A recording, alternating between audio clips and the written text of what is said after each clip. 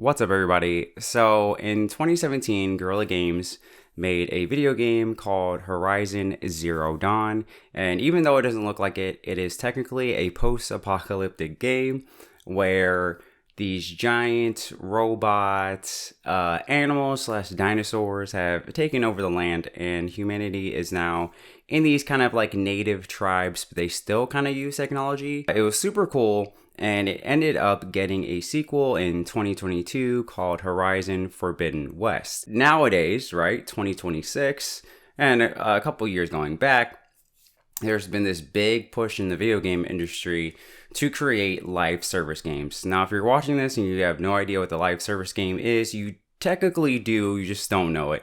Because the biggest one out is Fortnite, right? So you've probably heard of Fortnite, you've probably seen it. You probably know someone who plays it.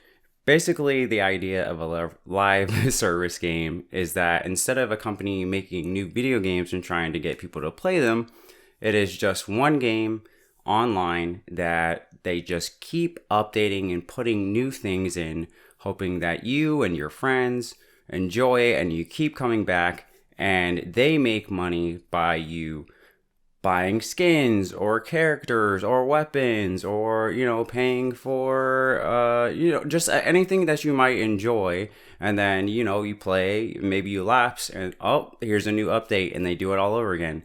And so they just keep doing that, hopefully for years. And then again, instead of making new video games, they just keep doing more updates, right? So, Fortnite has like all the IPs, so everyone was in love with K-pop Demon Hunter, so they put Huntrix in the game. Fortnite's also very big into putting, musicians in there. So, oh, you love Sabrina Carpenter? All right, well, here she's in the game, and you can espresso those bullets right into all of your enemies, right? And so there's no difference for a lot of these companies to be like, okay, well, we got to do the same thing. And so Guerrilla Games was like, all right, let's make our own live service game. And they made a game called, or they're making a game called Horizon Hunter's Gathering, which just off rip, bad name. I think Hunter's Gathering is a better name, but even then, I don't think that's good. I think they should have definitely gone back to the drawing board with that name. But as you can see on the screen, the art style is not this hyper-realistic thing that you got from the original single-player games. It is way more colorful and artsy, and I don't have a problem with the art style itself. I think the issue is that it is drawing away from the kind of identity of the original two games. Now, I can't blame them for wanting to make this decision because, you look at any of these online games, even if they're not live service, right? I'm thinking Fortnite, I'm thinking Marvel Rivals, Overwatch, even League of Legends. They all have these very specific, colorful art styles, right? And when you talk to the younger generation, Gen Z, Gen Alpha, they are all about the live service games, like all these online games. Again, even if they're not live service, like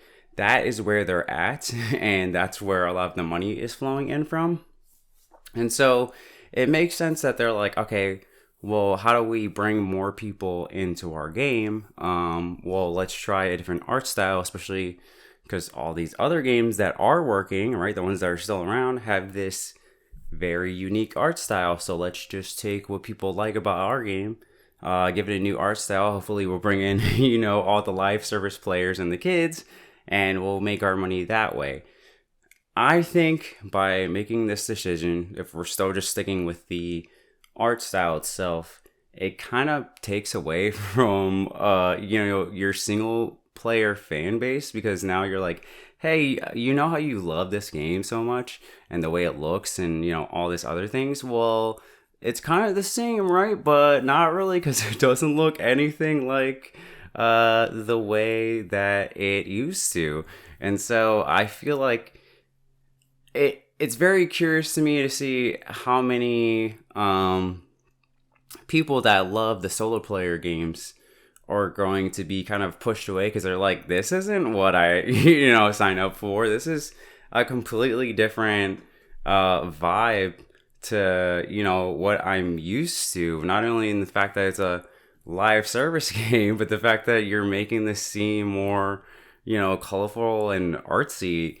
And to me, as someone who's not truly into the franchise, this just feels like something, we have the MCU building up to Doomsday, and they keep bringing back or announcing that they're bringing back these old characters. And to me, I'm like, oh, you're doing that to get the mainstream to go to the movie theaters. And this feels like the same thing to me, where I see this art style and I'm like, you're just doing this to, again, get the kids and all the live service people and, streamers and stuff like that to come to your game. And it just doesn't feel like a decision that the team is making. It feels a decision more of like, like the bigger company or the executives are making of like, we have to bring in more people to this, so let's drastically change the art style. Now, the art style is one thing. They were saying in the initial kind of reveal of this game that is also canon to the solo play or the single player game. And I'm like, that's just so weird of a decision to be like, hey, you know how you love this like hyper realistic like single player version? Well, it actually is canonical with this colorful, live player version or live service version. And I doubt that the hunters gathering characters and stuff like that is going to bleed into the mainstream games or like the single player games, but I can't see the other way around. So it's like taking the characters that you already know and enjoy and then putting them into this like colorful new world where they'll probably be like in the background, or maybe you can buy stuff from them, or maybe they'll show up as like a playable character for a little bit or something like that, you know what I mean? And it's just like, it's one thing to do the art style differently, but like I would have just kept them separate, maybe even put this version of it, the live service version of it, in like a different part of the world, because I believe that the single player games take place in America. So I'd be like, okay, let's the live service one takes place in Europe. That way you don't have to worry about any crossover. So I think having them be in sync with each other is just like an odd choice. But the thing that really bothered me, and the whole reason I'm even making this video, is that I believe it was the end of last year, they announced, it was announced somewhere that they're doing Horizon Steel Frontiers. Now, this is made by a whole different company, and when you see it, this is the game that I personally was more excited for. Like in my head, when I was thinking about like, okay, how do you make this game live service? Well, clearly, if the whole point of the original games was like, or the whole draw is like, all right, you're going out, you have technology a little bit, and you're fighting these robot creatures. Okay, well, you just do it Monster Hunter style, where you go, hey, you and your friends make your own hunter, you team up, you take on some big, robot, whatever, and, you call it a day. And I was like, to me, that sounds interesting, because I don't know what it was about the single player games that just never really made me want to play them. But the idea of like, okay, cool, me and a couple hunters are going out. Maybe we'll take down a T-Rex today. Maybe we'll take down an elephant tomorrow. You know what I'm saying? I'm in, I'm out. I do a couple, hunts and call it a day. I was like, all right, cool. That sounds cool. And so you see the Steel Frontiers, and that's basically what it is. Make your own character, team up with a couple people. You're going to fight these robot whatevers that have their special moves, and you call it a day. And then it was revealed at the end of this trailer, oh, no, not only is this not the main company, it is only a mobile and PC game, and it's not slated to come to PlayStation. And I was like, what the hell? And I remember the people breaking the news were like, okay, well, if this isn't it, like, what are they doing, right? And then to find out that this colorful, this colorful version, right, that I've been talking about before, is the official, like, PlayStation version that's going to be coming out. and it is made by the people that make the single player games.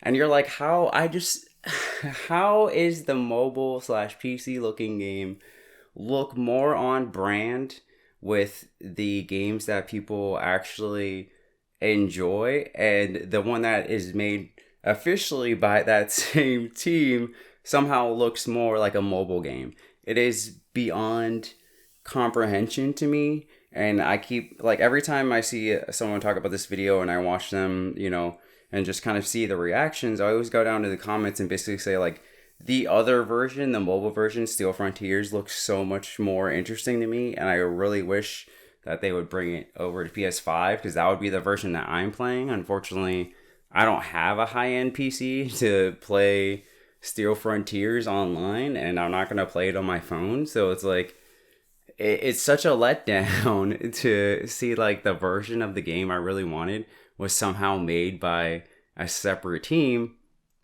and the main team is giving me this like, live service, I don't want to say slot, but like this almost like generic looking live service version of the game, and it's being like, okay, no, but you play this one, this is the one you get. And I'm like, I don't want this one, I want the other one. And I highly doubt that they're gonna bring the Steel Frontiers version to PS5, because then that would be just like too confusing of like, wait, there's two of them, but they're not, you know what I mean? And I just feel like it will draw away from, the fan base that they're trying to reach. So it is just disappointing to see, like, the version that I wanted is somehow the side version, and what I would assume is the side version is somehow the main version. I don't wish bad on the Hunter's Gathering, but it is just like not for me, and I have no interest in giving this game a try. Again, the one that I want to play is the other one, which I don't think I'm ever going to get to play. So I think this will just continue to be a franchise that is just not for me, which is so sad because I can see the vision. And it's just like, oh, another one of those moments where it's like, all right, I guess Earth 2 me is probably like living it up, playing Steel Frontiers, and I'll just have to pass on this franchise. But yeah, I guess I'll leave it at that. Let me know if you played Horizon. Are you interested in Hunter's Gathering? Are you with me that Steel Frontiers looks like the better version of the two? Maybe there's some third option I haven't thought of that you had. Just let me know down in the comments below. Don't forget to like and subscribe. Until next time, peace.